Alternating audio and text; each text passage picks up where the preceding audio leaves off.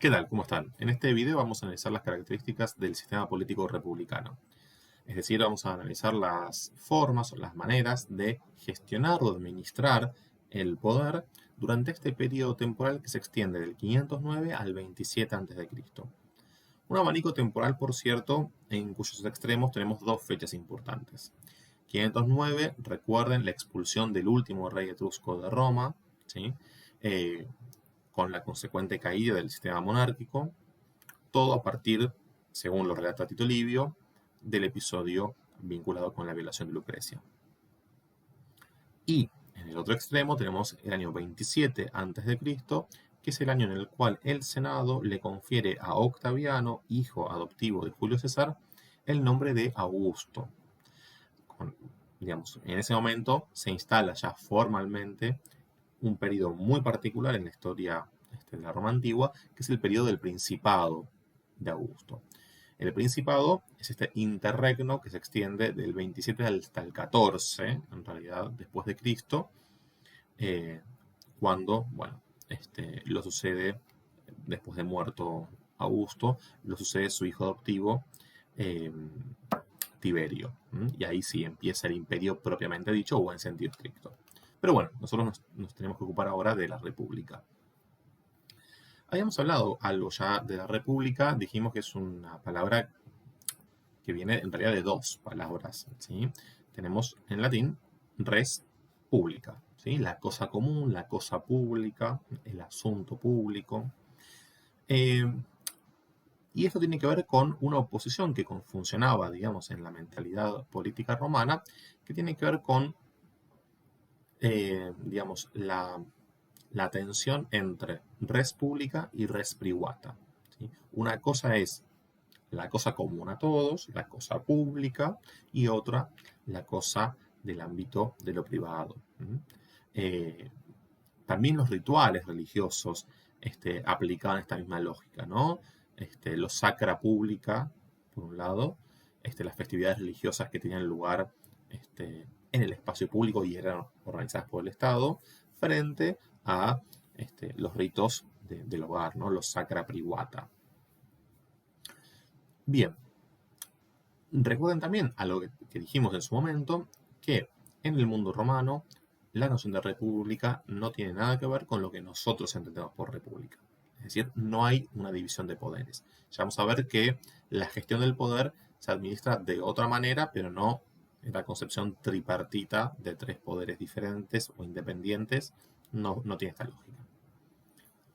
Bien, vamos a leer una definición de república que figura ahí a continuación, que es una célebre definición de república, la definición ciceroniana, de un diálogo que ustedes tienen que leer, por cierto, es el de República, el libro primero, un diálogo que claramente es la politeia romana, ¿no? Es decir, es el texto que, digamos, es un texto, no solamente es un, digamos, es un diálogo sobre filosofía política, concretamente, sino que, y por esa misma razón, tiene claras influencias platónicas. Por eso es la República de Platón, versión romana, el de República de Cicerón, ¿no? Dice entonces Cicerón: así pues, la cosa pública es lo que pertenece al pueblo. Pero pueblo no es todo conjunto de hombres reunidos de cualquier manera, sino el conjunto de una multitud asociada por un mismo derecho que sirva a todos por igual. La causa originaria de esta conjunción no es tanto la indigencia humana, cuanto cierta tendencia asociativa natural de los hombres, pues el género humano no es de individuos solitarios. Bien, fíjense cómo digamos, en la primera línea lo que tenemos es una asociación muy directa entre la res pública y la noción de populus, ¿sí? Yo diría una consustanciación entre la cosa pública y el pueblo. Acto seguido, restringe la noción de pueblo. Dice que no es todo conjunto de hombres reunidos de cualquier manera, sino el conjunto de una multitud asociada por un mismo derecho que sirve a todos por igual. Este derecho es la noción de ius en latín. Bueno, aquí hay un gran primer problema, porque en la práctica claramente este mismo derecho no servía a todos por igual, ¿sí? Esto tiene que ver con la profunda crisis, digamos, de la República en términos de participación política, ¿sí? En términos de acceso a estos derechos, por un lado, crisis que también después tienen que ver con reparto de tierras, reforma agraria. Digo, estoy mencionando así temas sobre los cuales vamos a hablar más adelante, pero tienen que ver con los grandes debates que se da la República Romana. Y termina en esta pequeña cita. Todo esto vamos a seguir hablando cuando trabajemos con el de República, a su vez. Digo, la parte más de filosofía política me refiero. En este video nos vamos a concentrar en describir el funcionamiento de las instituciones, ¿sí?, republicanas. Pero dice Cicerón, la causa originaria de esta conjunción no es tanto la indigencia humana cuanto cierta tendencia asociativa natural de los hombres. Pues el género humano no es de individuos solitarios, ¿no? Bueno, acá Cicerón interpreta algo que tiene cierta tradición en el pensamiento occidental, esta idea de que naturalmente el ser humano es una especie gregaria, ¿no? Y que de allí, por una cuestión de preservación y, digamos, de permanencia, tiende a formar comunidades, ¿no? Hasta de supervivencia, diría. Ahora decimos, bueno, esta noción de jus, de derecho, ¿no? Bueno, claramente no atraviesa a todos los sujetos por igual. Y en ese sentido, Schnips, en el artículo que ustedes tienen que leer, El poder y sus agentes, en el periodo republicano, dice, el objetivo de toda la organización social y política romana fue en parte la preservación de la aequa libertas, ¿sí?, de una libertad igualitaria, digamos, y de la desigualdad que esa conlleva a partir de una serie de mecanismos tendientes a recortar en la práctica el ejercicio real de ciertos derechos por parte de la ciudadanía. Entonces, fíjense cómo una cosa es lo que se construye desde el punto de vista del establishment, desde el punto de vista de, digamos, la clase dirigencial, la clase dominante. Una cosa es lo que se construye discursivamente desde esos sectores y otra cosa es lo que ocurría en la práctica. Nada de aequam libertas, ¿sí? Justamente la preservación de esa aequam libertas tenía que ver con una preservación para cierto sector dominante. Y la preservación de una aequam libertas tiene como contrapartida una desigualdad en la práctica, porque hay una serie de mecanismos que vamos a ir viendo cómo funcionan, que tienden justamente a esto, al recorte, al retaseo del ejercicio real de estos derechos. De estos mecanismos merecen especial explicación el censo, la forma de sufragio, el acceso al poder y el uso de la palabra pública. Estos son los elementos que se van a analizar a continuación. Respecto del censo, en Roma funcionaba un ordenamiento de la sociedad en virtud de un criterio timocrático, ¿sí? Esto aparece incluso referido en el primer libro de Aburbe Condita de Tito Livio, a propósito de las reformas servianas. Recuerden ustedes que Servio Tulio es el rey anterior a Tarquinio el Soberbio. Y, digamos, el aporte, el legado que deja su reinado, tiene que ver con dividir la sociedad en estamentos de acuerdo con un criterio timocrático, es decir, con un criterio que responde al nivel de riqueza. El criterio de base que inspiró la distribución fue la movilización militar, lo cual se comprueba claramente por el hecho de que la palabra clasis, que designa a cada uno de los grupos en que queda dividida la ciudadanía por efecto del censo, significa literalmente orden de llamada en la leva, ¿sí? Por extensión, clasis a veces se puede traducir por ejército, ¿sí?, y también por clase, claramente. De ahí viene la palabra clase en castellano. Pero es una palabra que originariamente está vinculada con la movilización militar, ¿sí?, con el ejército. Entonces, un criterio democrático y un pensamiento, digamos, un criterio democrático y militar a la vez, ¿sí?, por el el uso de este término clasis. Bien, una vez dividida la ciudadanía en distintas clases, lo que cambiaba era la manera de, justamente, según cada clase, de ejercer el derecho al voto, ¿no? Si el derecho del sufragio, ius suffragii, estaba recortado de hecho para una parte importante de la ciudadanía a través del censo y del mecanismo de voto, es decir, cuanto más abajo en la escala social, de acuerdo con este ordenamiento democrático realizado a partir del censo, cuanto más abajo, menor cantidad de participación o de incidencia en los votos, ¿sí? En el artículo van a ver que hay un cuadro, ¿no? Con esta organización de la ciudadanía en, respecto de cuántos votos aportaba cada clase o, bueno,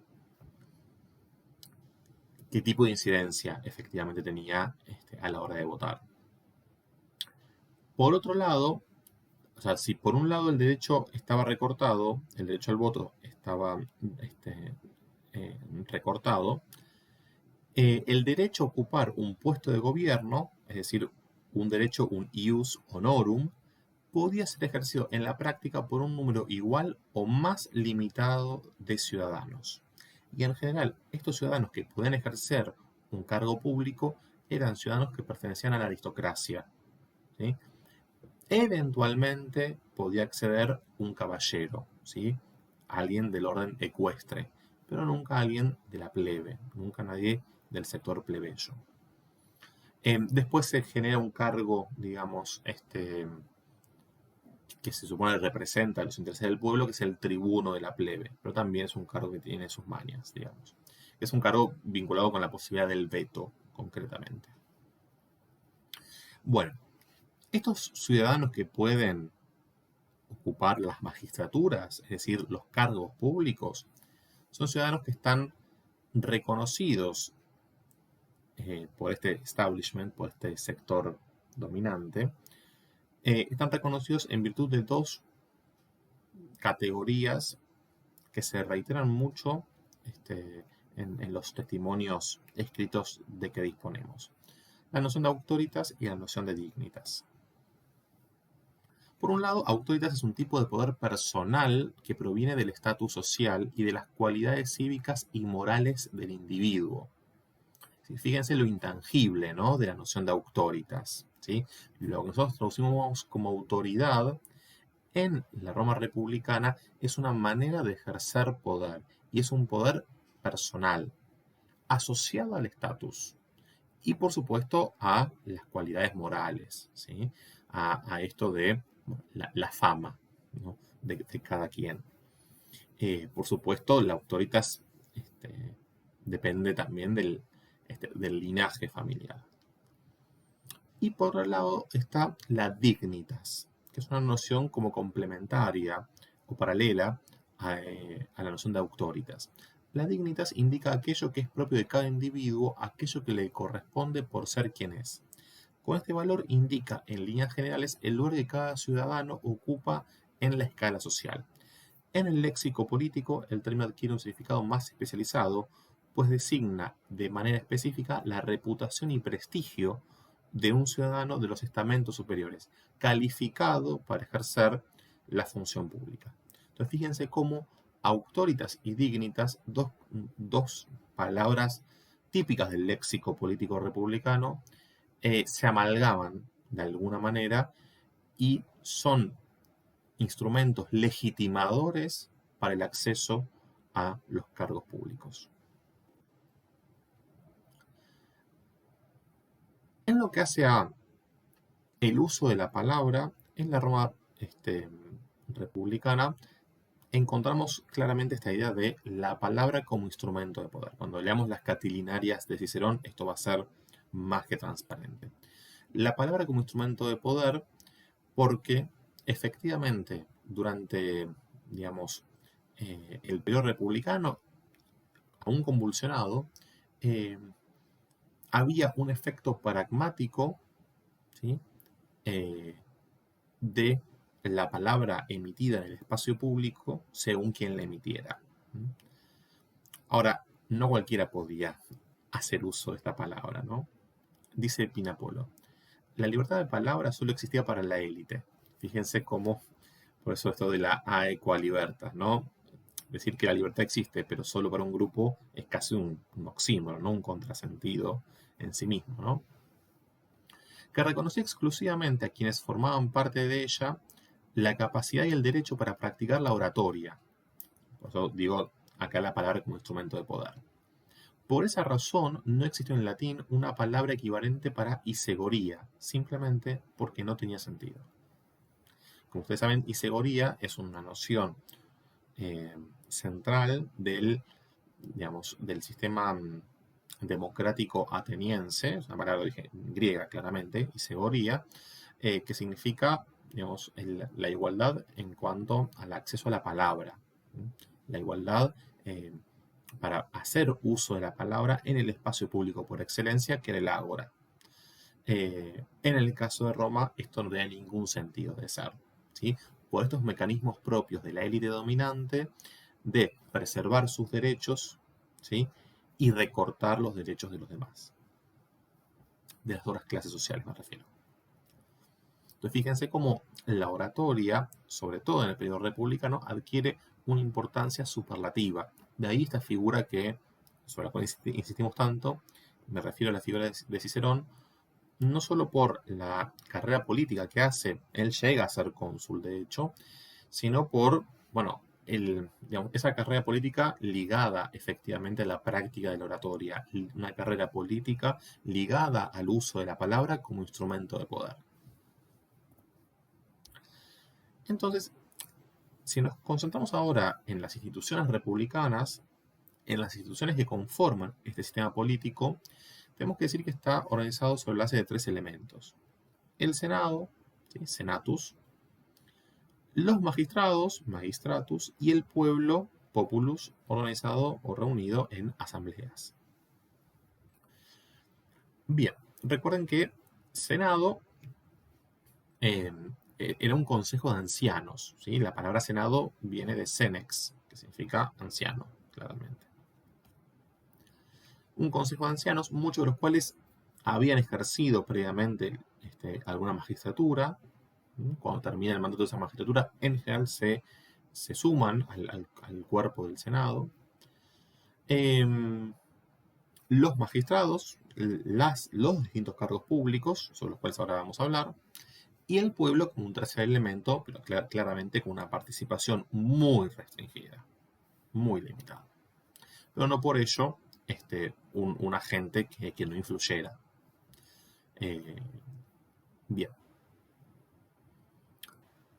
Estas magistraturas, decíamos, que vamos a ver ahora, los dos cargos políticos, de lo que se conoce como cursus honorum, es decir, como la carrera de los honores, tienen ciertas características comunes. Son jerárquicas, es decir, están jerarquizadas de menor rango a un mayor rango. El rango mayor está destinado al cónsul, ¿sí? Es el jefe del Estado. Son magistraturas especializadas, es decir, cada magistratura tiene una función específica para cumplir un campo de acción determinado, quiero decir. Las magistraturas son colegiadas, es decir, son 2 los magistrados que ocupan ese cargo y alternan la función según los meses, pero se eligen 2 simultáneamente. Son anuales, es decir, duran un año, son electivas, se presentan en elecciones los candidatos y son gratuitas, es decir, ningún magistrado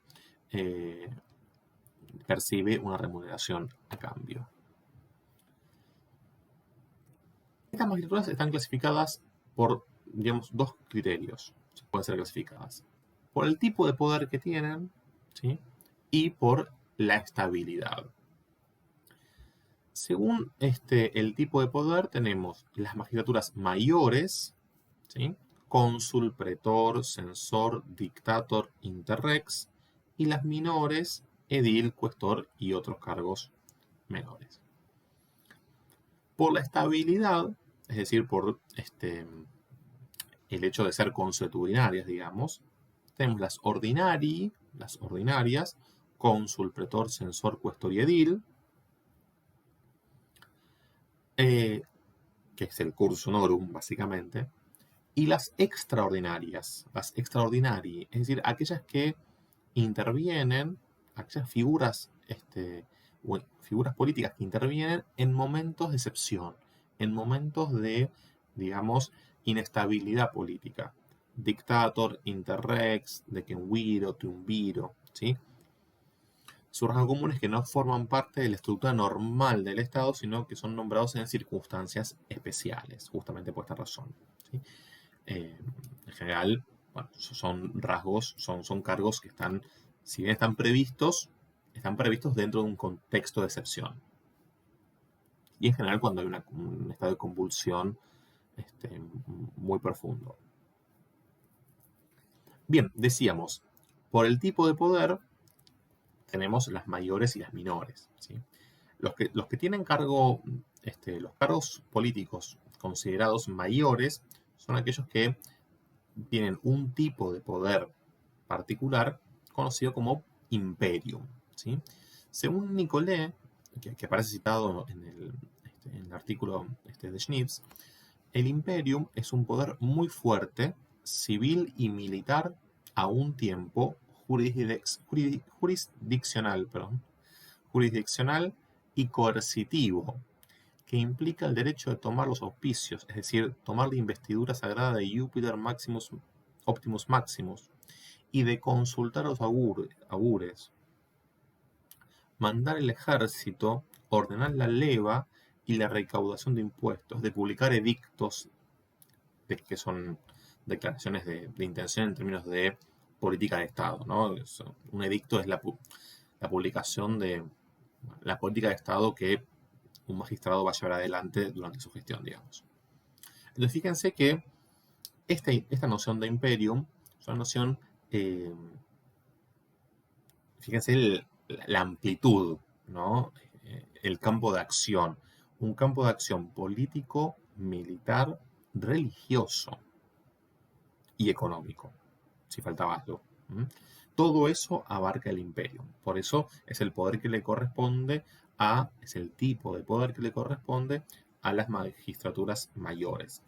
A diferencia del imperium, tenemos la potestas, que en realidad corresponde a todos los magistrados, ¿sí? Solo que los que forman parte de las magistraturas mayores, además tienen imperio, ¿sí? Entonces son las dos nociones que se contraponen. La potestas es un tipo de poder coercitivo y específico que puede definirse como la autoridad necesaria para hacer cumplir las medidas que competen al campo de incumbencia de cada magistratura, ¿sí? Pero solo los cargos, digamos, mayores tenían este campo de incumbencia ampliado, ¿sí? Un edil no podía salirse de su estricto territorio, digamos. Hablamos entonces del cursus honorum, es decir, esta carrera de los honores, en el sentido de que justamente los cargos públicos estaban pensados, secuenciados según una escala y una serie jerárquica. Desde el cargo menor, que es el edil, el comienzo, digamos, de la carrera política, cualquier aristócrata o eventualmente un equites, un caballero, que quisiera formar parte de los magistrados, empezaba por el cargo de edil, hasta el cargo mayor, que es el de cónsul. Los ediles eran 4, 2 curules y 2 plebeyos. Sus funciones incluían el ordenamiento de mercados y control del abastecimiento, conocido como cura anonae, ¿sí? Literalmente es el cuidado de los granos, de la distribución de los granos. El cuidado de la ciudad, cura significa cuidado, El cuidado de la ciudad, cura urbis, que incluía velar por la seguridad pública, por la circulación y estado de las calles, y por el mantenimiento y restauración de edificios y la organización de los festivales públicos, los cura ludorum.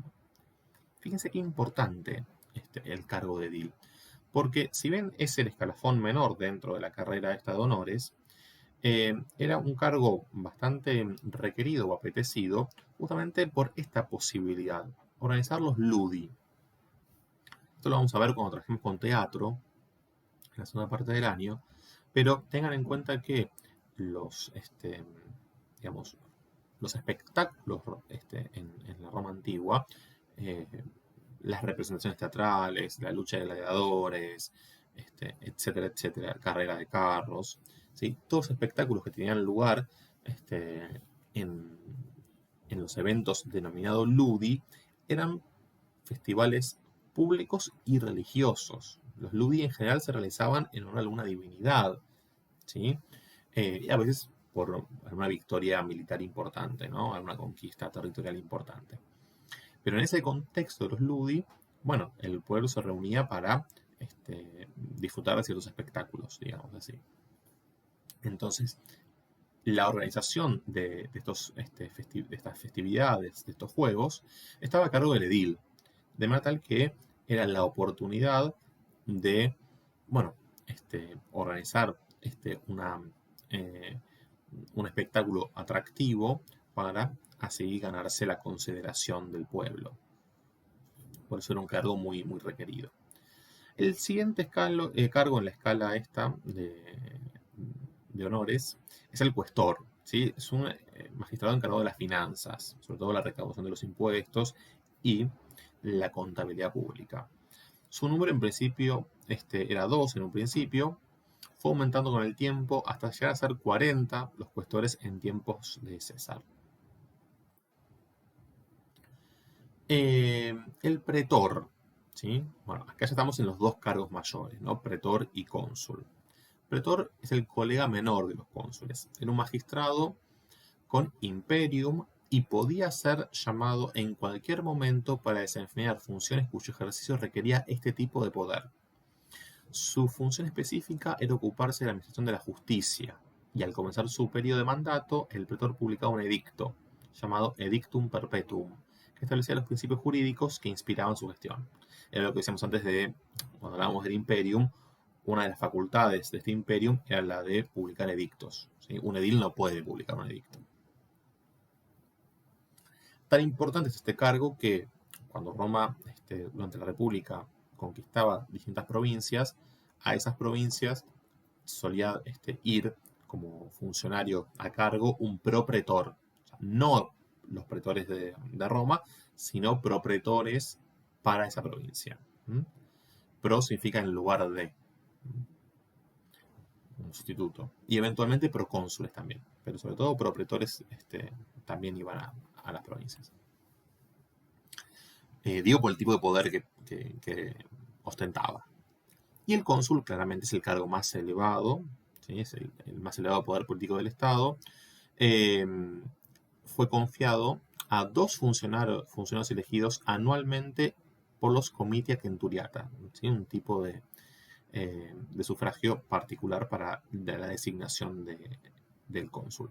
Cada uno de ellos tenía poderes plenos y podía, sin que lo supiese su colega, resolver asuntos inherentes a su cargo. Pero con el fin de evitar recelos, es decir, digamos, podían resolver sin el acuerdo del otro, porque cada uno tenía poderes plenos, la manera que encontraron de zanjar esta tensión era que cada cónsul alternaba por meses en el gobierno como cónsul mayor y el otro era entonces el cónsul minor. Entonces, bueno, iban alternando.